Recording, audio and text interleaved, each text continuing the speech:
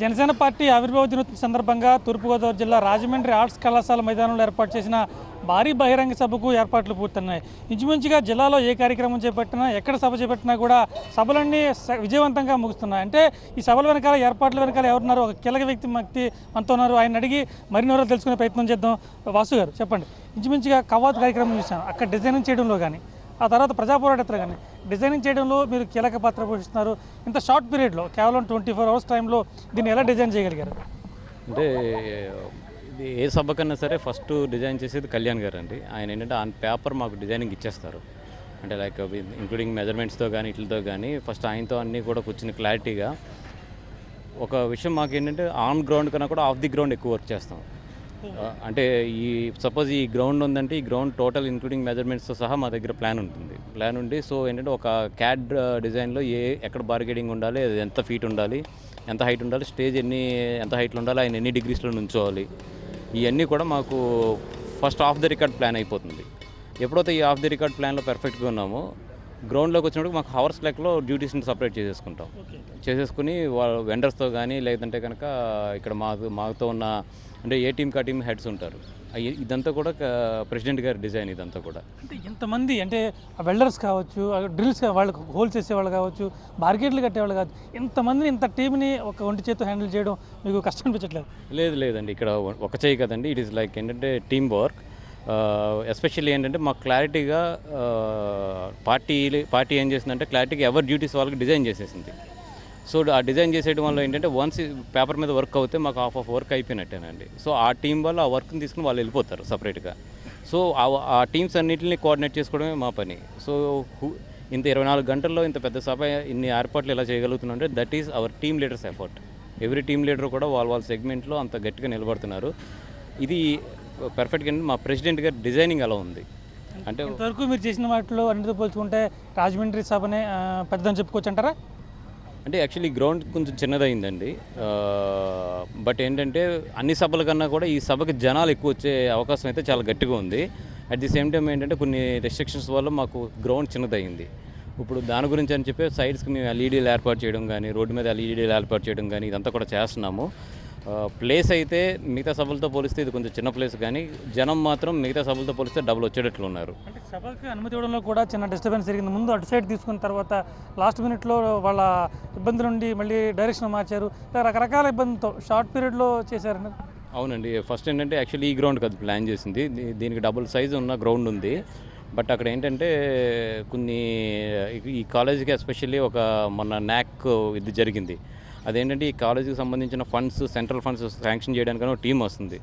So మనం వల్ల ఈ కాలేజీ ఇబ్బంది పడకూడదు, గమ్ముని కాలేజీకి వచ్చే ఫండింగ్ ఇది ఇబ్బంది పడకూడదు అని చెప్పి ఎప్పుడైతే మేము పైకి ప్రెసిడెంట్ గారికి ఇన్ఫామ్ చేస్తామో గమ్మునే విద్యార్థుల భవిష్యత్తు అది, దాంతో వద్దు మనం అవసరమైతే పర్వాలేదు, మనం చిన్నది తీసుకున్నా పర్వాలేదు, కానీ వాళ్ళ కాలేజీకి వచ్చే ఫండ్స్ అవి, సో దాన్ని డిస్టర్బ్ చేయొద్దన్నారు. అందుకని చెప్పి ఇంత షార్ట్ టైంలో కూడా మేము ప్లానింగ్ బాగా చేసుకుని కొంచెం గ్రౌండ్ కంజెస్టెడ్గా ఉందనే మాట నిజం.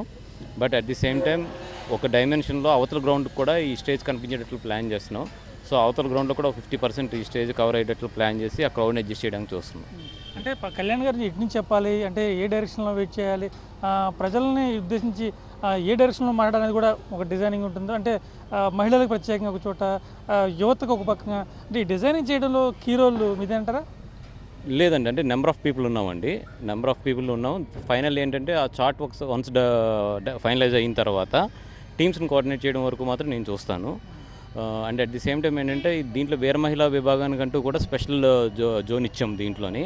కానీ ఏంటంటే ఇంత లక్షల మందిలో నేను మహిళల వరకు ఏంటంటే మేము చాలా సెక్యూరిటీస్ తీసుకున్నాం. అట్ ది సేమ్ టైం వాళ్ళకి ఏదైనా స్టాంపేడ్లో ఉన్నా కూడా వాళ్ళ ఎమర్జెన్సీ ఎగ్జిట్లోంచి వెళ్ళిపోవడానికి కూడా వాళ్ళని ఎగ్జిట్కి దగ్గరగా కూర్చోబెడుతున్నాం. కాకపోతే ఇది ఏంటంటే ఆ వేరే మహిళలు అర్థం చేసుకోవాలి, మమ్మల్ని ఎక్కడెందుకు కూర్చోబెట్టారు అంటారు. కాకపోతే మా ప్లానింగ్లో ఏంటంటే రేపు పొద్దున్న స్టాంపేడ్ వచ్చినప్పుడు ఫస్ట్ ఎస్కేప్ చేయవలసింది వాళ్ళని మేము. అందుకని వాళ్ళని ఎప్పుడు కూడా ఆ ఎమర్జెన్సీ ఎగ్జిట్కి దగ్గరగా కూర్చోబెడతాం అన్నమాట. అదేంటంటే కొంచెం స్టేజ్కి కొంచెం దూరంగా ఉంటుంది, దూరంగా ఒక సైడ్కి ఉంటుంది. వాళ్ళకి ఏంటంటే ఆ కోపం వస్తుంది, మమ్మల్ని ఏంటి ఇంత ఇలా కూర్చోబెట్టారని. మా ఇన్నర్ ప్లానింగ్ వచ్చి యాక్చువల్ ఒపీనియన్ కానీ అది మాట. లేడీస్ వచ్చినప్పుడు టప్పని ఏదైనా స్టాంపేడ్ వచ్చినప్పుడు వాళ్ళు ఫట్ని ఎగ్జిట్ తీసుకోవడానికి వాళ్ళు వీలుగా పెడతాం. అది మంచిగా సభకు హాజరయ్యే అందరి విషయంలో కూడా ఏదైనా ప్రమాదం జరిగితే ఎస్కేప్ అయ్యే విధంగా వాళ్ళని సేవ్ చేసే విధంగా డిజైన్ చేస్తున్నారంటారా? అవునండి, యాక్చువల్లీ నిన్న డిఎస్పీ గారు వీళ్ళందరూ కూడా వచ్చారు, పోలీస్ వారు కూడా వచ్చారు. వాళ్ళ సూచనల ప్రకారం కొన్ని చోట్ల వాల్స్ బ్రేక్ చేయమన్నారు, అవి బ్రేక్ చేస్తున్నాం. At the same time 12 feet gangway కూడా మధ్యలో 12 ఫీట్ గ్యాంగ్ వే కూడా ఫుల్ గ్రౌండ్కి మొత్తానికి మేము ఏర్పాటు చేసాం. అన్ని విధాలుగా కూడా ఏదన్నా స్టాంపేడ్ వచ్చినా కూడా ఇమ్మీడియట్లీ ఎమర్జెన్సీ వెళ్ళడానికి ఎక్కడికక్కడ జిఐ వైర్లు ఓపెన్ చేసుకునేటట్లు పెడుతున్నాం.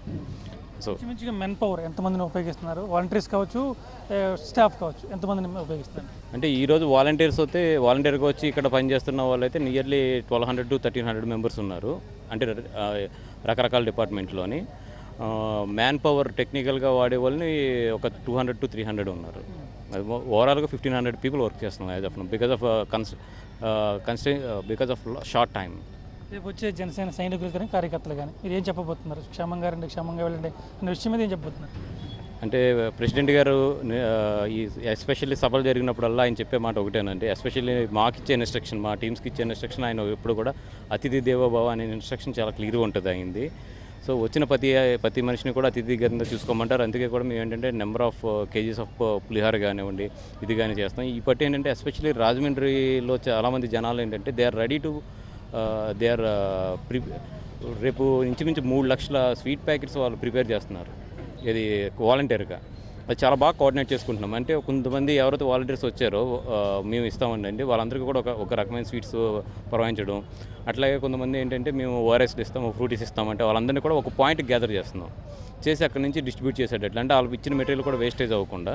సో ఇట్లాగంటే ఒక ఆర్గనైజ్డ్గా ఒక అతిథి ఇంటికి వస్తే ఎలాగైతే స్వీట్స్ పెడతామో, ఎలాగైతే కూల్ డ్రింక్స్ ఇస్తామో అట్లాగే ఇవ్వడానికి అన్ని రకాల విధాలు తీసుకుంటున్నాం. అదేవిధంగా మన జన సైనికులకు కానీ మన కార్యకర్తలందరికీ కూడా ఇచ్చే ఒక చిన్న సజెషన్ ఏంటంటే చాలా షార్ట్ టైంలో ఎలక్షన్ కోడ్లో మనకి ఎందుకంటే కళ్యాణ్ గారికి ఉన్న దీనికి ఎంత పెద్ద గ్రౌండ్ ఇచ్చినా సరిపోదు మనకి.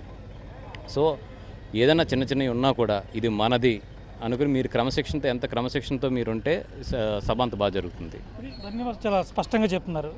పవన్ కళ్యాణ్ సభ అంటే లక్షల్లో హాజరు కావడం కామన్, కాకపోతే వచ్చిన వాళ్ళంతా సేఫ్టీగా ఇంటికి వెళ్ళాలి.